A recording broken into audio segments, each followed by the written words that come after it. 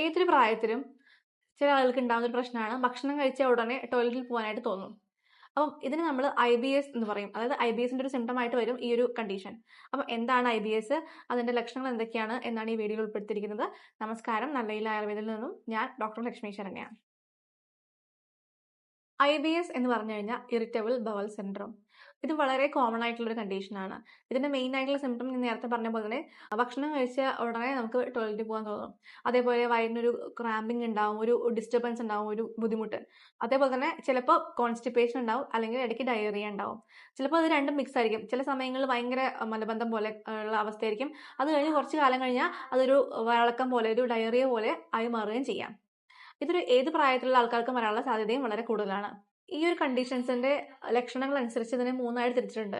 ഒന്ന് constipation predominant, ഒന്ന് diarrhoea predominant, ഒന്ന് മിക്സ്ഡ് വെറൈറ്റി. കോൺസ്റ്റിപ്പേഷൻ പ്രിഡോമിനന്റ് എന്ന് പറഞ്ഞാൽ അതിൽ കൂടുതലായിട്ടും കോൺസ്റ്റിപ്പേഷൻ ആയിരിക്കും പ്രധാന ലക്ഷണം, മലബന്ധം. രണ്ടാമത്തേതിൽ വയറിളക്കം അല്ലെങ്കിൽ ഡയറിയ ആയിരിക്കും പ്രധാന ലക്ഷണം. വെറൈറ്റി, മിക്സ്ഡ് വെറൈറ്റിയിലാണെങ്കിൽ രണ്ടും മാറി മാറി വരാം. IBSന്റെ പ്രധാന കാരണങ്ങൾ എന്തൊക്കെയാണെന്ന് നോക്കാം. ഒന്നാമത്തെ നമ്മുടെ GIT ട്രാക്റ്റിന് എന്തെങ്കിലും ഇൻഫെക്ഷൻസ് ഉണ്ടായിട്ടുണ്ടെങ്കിൽ, നമ്മൾ കഴിക്കുന്ന ഫുഡിലൂടെയൊക്കെ എന്തെങ്കിലും ഇൻഫെക്ഷൻസ് ഉണ്ടെങ്കിലും ഉണ്ടാവാം. അല്ലെങ്കിൽ നമുക്ക് ന്യൂറോളജിക്കൽ ആയിട്ടുള്ള എന്തെങ്കിലും പ്രശ്നങ്ങൾ ഉണ്ടെങ്കിൽ, മസിൽ കോൺട്രാക്ഷൻ എന്തെങ്കിലും ബുദ്ധിമുട്ടുകൾ ഉണ്ടാവുകയാണെങ്കിൽ, അതും അല്ലെങ്കിൽ നമുക്ക് എന്തെങ്കിലും ഫുഡ് ഇൻടോളറൻസ് ഉണ്ടെങ്കിലും ഈ IBS വരാറുണ്ട്.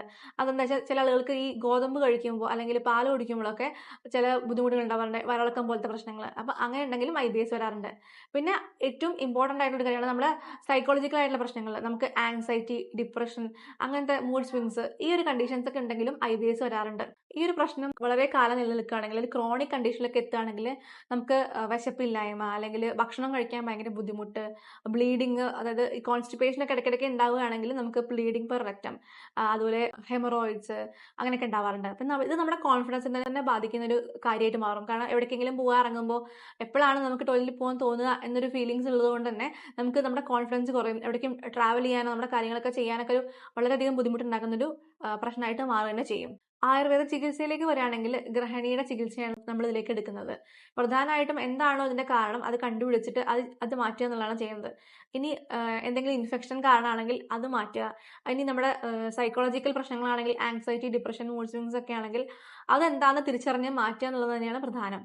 പിന്നെ നമ്മുടെ ഭക്ഷണങ്ങൾക്ക് ചില മാറ്റങ്ങൾ ഉൾപ്പെടുത്താൻ പറ്റും. പ്രധാനമായിട്ട് നമ്മൾ ഡീപ് ഫ്രൈഡ് ആയിട്ട് അല്ലെങ്കിൽ ജങ്ക് ഫുഡൊക്കെ ഒഴിവാക്കുക. അപ്പോൾ നമ്മുടെ ഭക്ഷണത്തിൽ മോര് ഉൾപ്പെടുത്തുക, അതായത് കാച്ചിയ മോര് ഒക്കെ നന്നായിട്ട് ഉൾപ്പെടുത്തുക. തൈര് തീർച്ചയായിട്ടും ഒഴിവാക്കണം. തൈരും മോരും തമ്മിൽ മാറിപ്പോകരുത്. മോരാണ് ഉൾപ്പെടുത്തേണ്ടത്, തൈരല്ല. അപ്പോൾ അങ്ങനെയൊക്കെ മാറ്റങ്ങൾ വരുത്തിയിട്ട് ഒരു ചിട്ടയായ ഒരു ആഹാരക്രമമൊക്കെ ഉണ്ടാക്കിയെടുക്കുകയാണെങ്കിൽ തീർച്ചയായിട്ടും നമുക്ക് ഈ ഒരു IBS എന്നുള്ള പ്രശ്നത്തിൽ നിന്നൊരു മുക്തി ലഭിക്കുന്നതാണ്.